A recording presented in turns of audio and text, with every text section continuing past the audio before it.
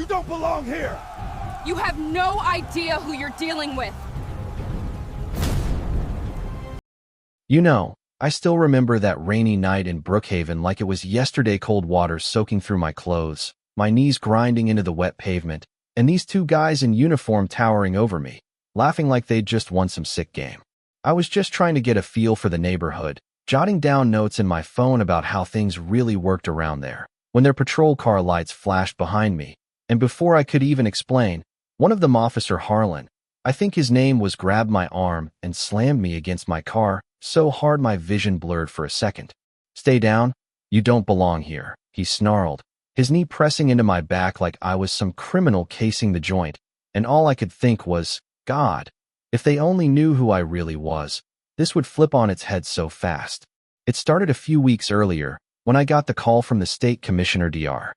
Elena Harris, that's me, the one they'd brought in to clean up the mess at the 7th District Police Department in Brookhaven, a place riddled with complaints about rough handling, especially in the fancier parts like Willow Heights, where folks like me, a black woman driving a nice car, apparently screamed suspicious.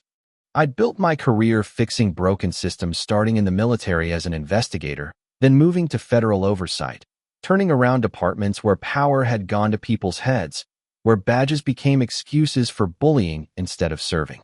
But this time, I decided to go undercover first, you see, because reports are one thing, but seeing it raw, without the polish they put on when the boss is watching, that's where the truth hides. So I checked into a hotel downtown, swapped my uniform for jeans and a jacket, and hit the streets at night, observing how patrols shifted from the ritzy Willow Heights with its manicured lawns and gated drives to the working-class spots like Riverside, where response times dragged and folks got treated like second-class citizens.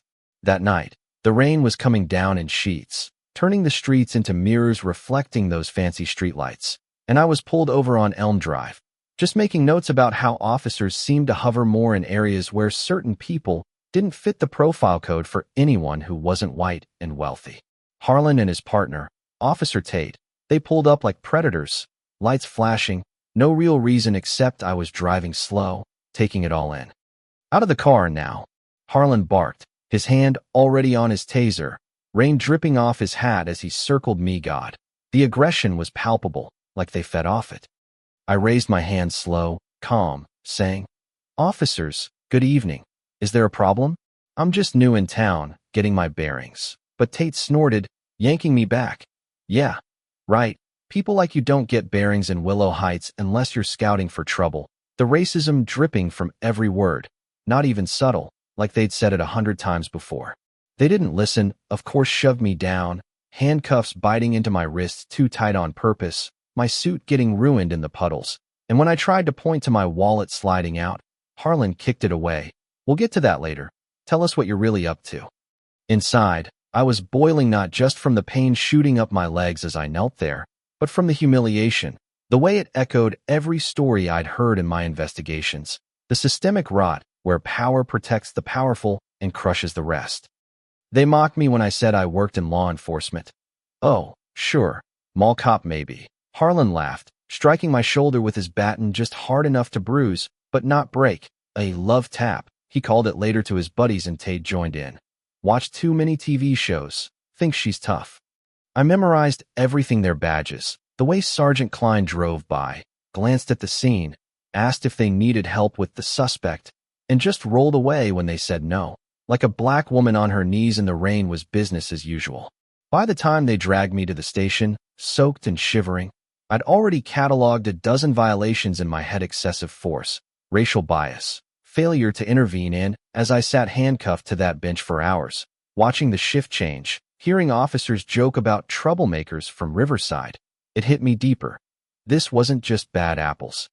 It was the whole orchard poisoned by years of unchecked authority, fueled by petty grudges over territory, like how Willow Heights Homeowners Association, the HOA there, run by folks with old money and older prejudices, had been pressuring the department to keep out undesirables, trading favors for aggressive patrols that kept property values high and diversity low. I finally got my phone call around 2 a.m., dialed the commissioner with our code. The dawn review started early, encountered structural flaws, code amber, and he got it right away. Had me out within the hour, no charges, but no apology either. Just that desk sergeant giving me a funny look like he sensed something off about how composed I stayed. Back at the hotel, peeling off those wet clothes, seeing the bruises blooming purple on my shoulder and wrists, I photographed it all, typed up every detail while it was fresh. The taunts, the strikes, the neglect, and dug into the files remotely, finding patterns. Harlan and Tate had complaints stacked against them, 6 and 2 years for roughing up minorities, all buried by internal affairs, signed off by the old captain who'd been cozy with that HOA crowd, protecting his own because admitting fault meant lawsuits that could tank their cushy setup. But then the intimidation kicked in. Me room got tossed while I was out. Nothing stolen but papers shuffled, camera footage glitching just long enough to cover it, and a text pinging my phone. Back off, or you won't walk next time. It wasn't scary. Honestly, it fired me up, confirmed the depth of it. How these guys weren't just rogue.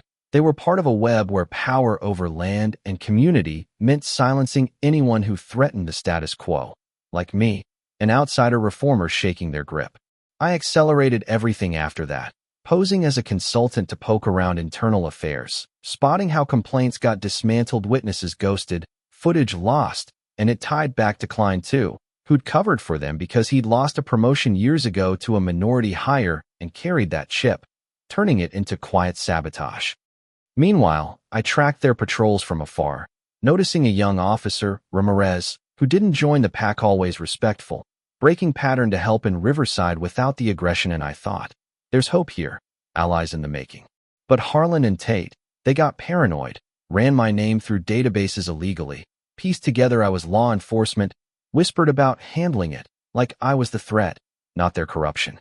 The reveal hit like a thunderclap at the change of command ceremony, morning light filtering through the precinct windows, officers in dress blues, murmuring about the old captain's sudden retirement, which we'd pushed because his HOA ties were too tangled. Commissioner walks in, grave as ever, announces, effective today, Dr. Elena Harris takes command, with full authority to implement reforms. I stepped through that side door, uniform crisp, medals shining from my federal days, and watched the room freeze. Harlan and Tate in the back, faces paling like they'd seen a ghost, their smirks from recounting my attitude the night before evaporating as realization dawned. The woman they'd battered was now their boss, holding the keys to their downfall. I took the podium, voice steady but inside surging with that mix of vindication and resolve. This department serves everyone, not just the Willow Heights elite. Trust is earned through integrity, not fear, and outline the changes. Body cams always on, bias training mandatory, complaints investigated transparently, no more burying reports to protect the boys' club. Then I called them out, Officers Harlan, Tate, Sergeant Klein, and Officer Ramirez, my office after. The tension was electric as they filed in, Harlan swallowing hard, Tate staring at the floor, Klein ashen, and I laid it out casual-like, turning the folder to show photos of my bruises, the baton mark, the cuff sticks. 3 nights ago, I was assaulted while assessing this district undercover, I said, watching them squirm. And since then, illegal searches, threats traced to your phone, Tate in unauthorized checks. You've got 1 hour. Resign or face charges for assault under color, civil rights violations, the works. Ramirez, poor kid, looked confused till I turned to him. You're here because you tried to de-escalate that standoff yesterday. Question the BS. You're leading community outreach now. Dismissed. He saluted, eyes wide, and as the door clicked shut, I stood, facing the trio who'd humiliated me, feeling that power shift not revenge, but justice, because their motives ran deep. Harlan's resentment from a divorce where his ex moved to Riverside with a black guy, fueling his bias. Tate's climbed the ladder desperation, kissing up to HOA donors for favors. Klein's bitterness over lost promotions, enabling it all to spite the system. You thought you were untouchable, I said, tapping the evidence. But this ends the cycle. Resign, or we'll see you in court. Walsh, wait. Klein, he cracked first, resigned by noon, cleaning his locker under watch, trading testimony for no charges, spilling on the old captain's HOA kickbacks where patrols were donated for land deals that pushed out low-income folks. Harlan and Tate fought it, lawyered up with the union, storming in. This is a vendetta. Our word against yours, but I slid the flash drive. Actually, dash cam, my hidden recorder, witnesses from Willow Heights who finally spoke up, like Mrs. Lopez whose camera caught it all. Hearings Friday. The hearing was a spectacle room packed, media buzzing, me presenting cool as ice. My testimony, footage of the Baton strike. Victims lining up to share similar stories. A Latino kid patted down for biking. An elderly black man yanked from his yard, patterns of targeting to appease HOA pressures, keeping property pure. They got terminated unanimously, criminal referrals flying. And as Harlan passed me after, muttering, "This ain't over. You've made enemies." I met his eyes. That's the thinking that got you here, and now you're powerless to act.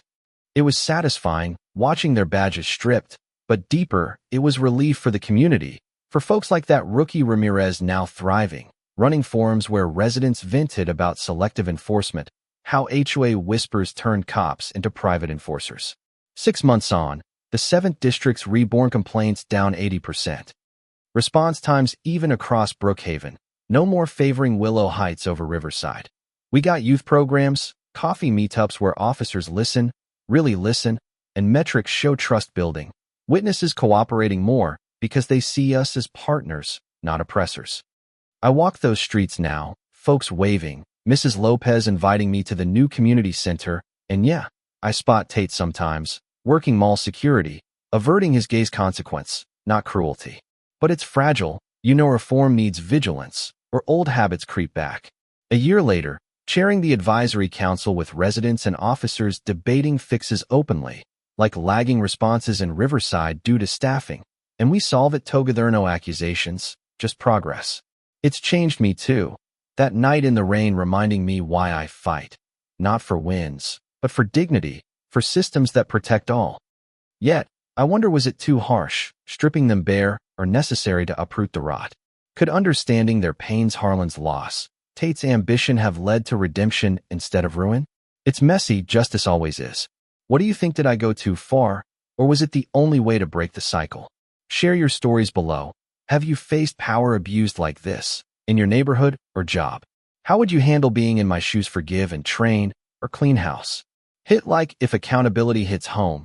Subscribe for more real talk tales, and let's discuss in the comments. Your take might spark the next big change.